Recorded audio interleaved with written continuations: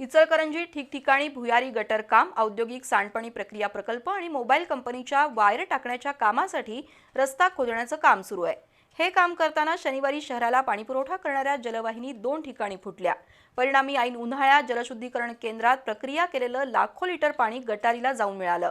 महापालिकेतील विविध विभागात अंतर्गत समन्वय नसल्यानं त्याचा नागरिकांना फटका बसत असल्याच्या संतप्त भावना व्यक्त होत आहेत।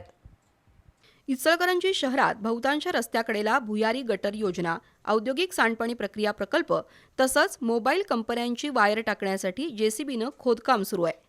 शनिवारी हे काम सुरू असताना गुरुचित्र मंदिर आणि थोरात चौक जलकुंभातून जाणारी जलवाहिनी फुटली।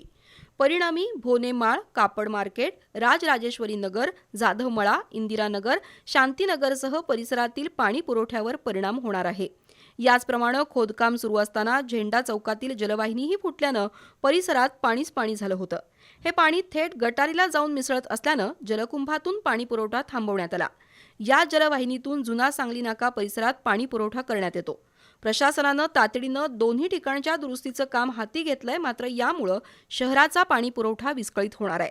दरम्यान शहरात विविध कारणांनी 5-6 दिवसातून एकदा पाणी पुरवठा होतो। आता तर उन्हाळ्यामुळे पाणी टंचाई आणखीनच तीव्र झाली आहे।